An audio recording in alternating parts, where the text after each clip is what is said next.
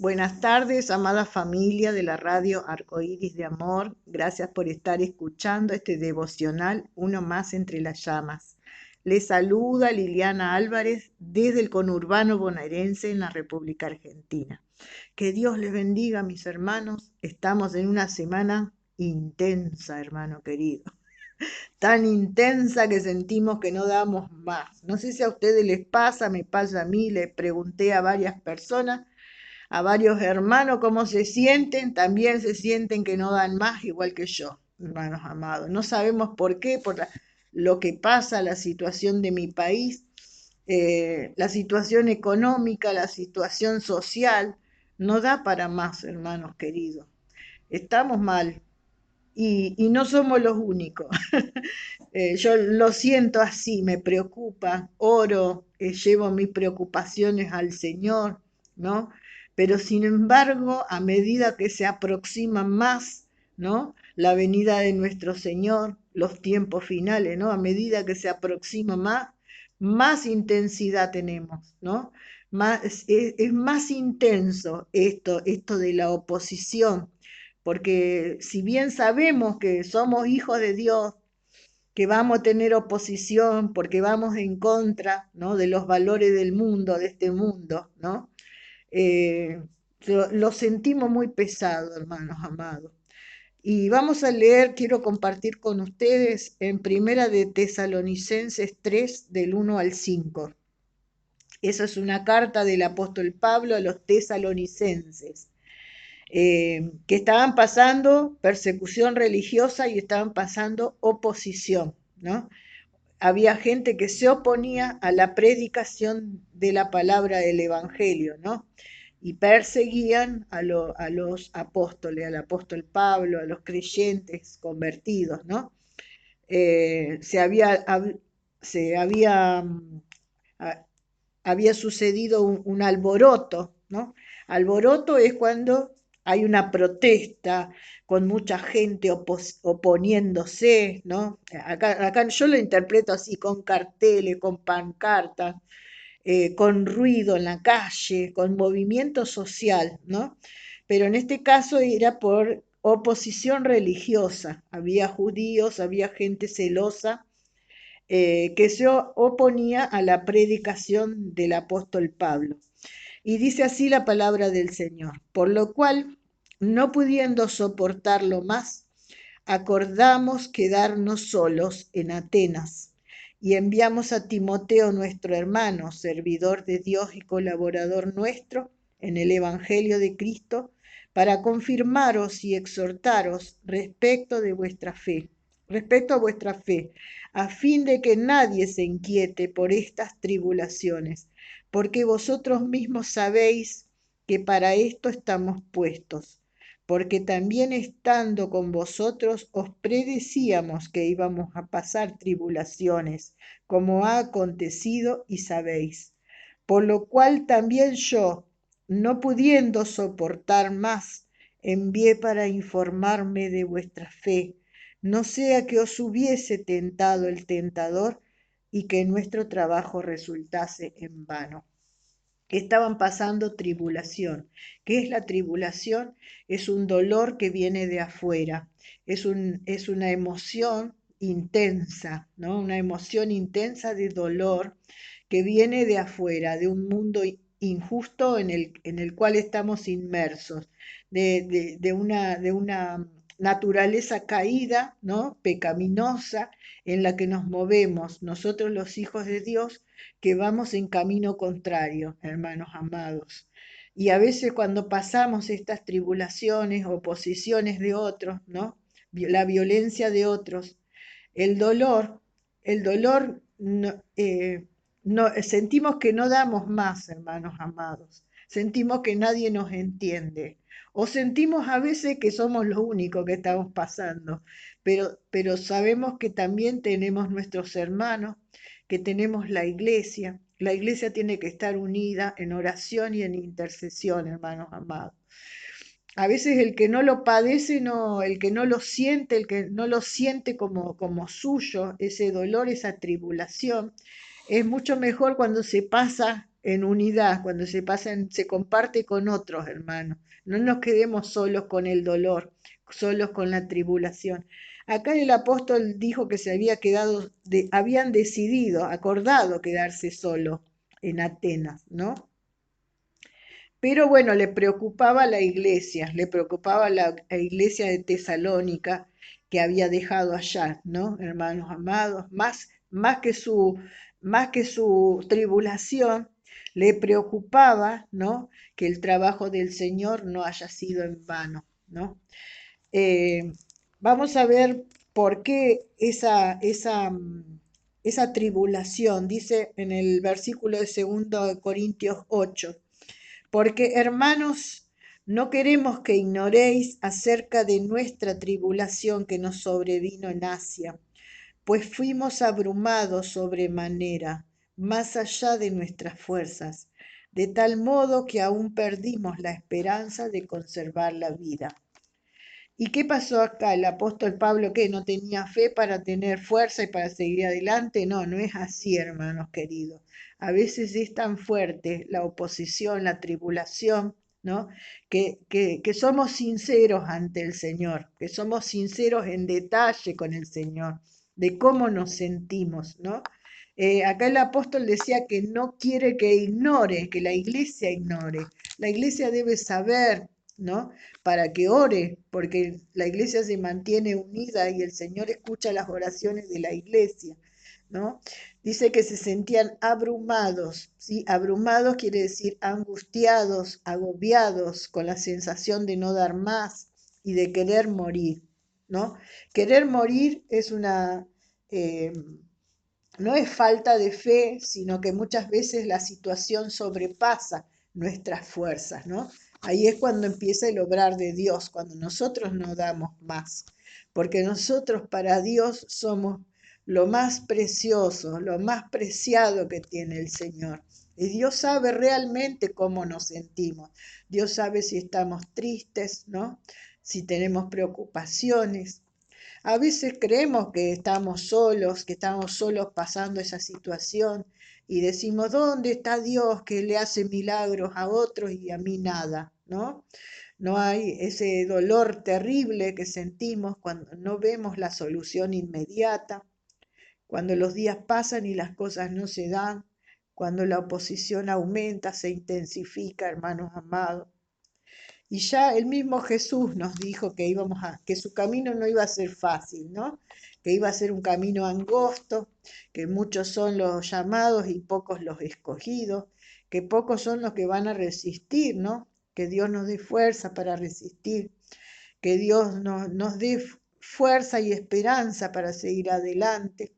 Y no es fácil, sino porque creen que Pablo estaba tan preocupado por los tesalonicenses. Pablo estaba re preocupado, no quería que el trabajo en el Señor haya sido en vano. Y bueno, eh, pero cuando tenemos esta clase de oposiciones, ahí nos damos cuenta que vamos en el camino correcto. Porque si no tuviéramos ninguna oposición, estaríamos entonces en el sentido de ellos. No, no es cierto, estaríamos en el sentido del mundo, hermanos amados. Y una vida con sentido contrario, que es la que nosotros estamos llevando, no es fácil.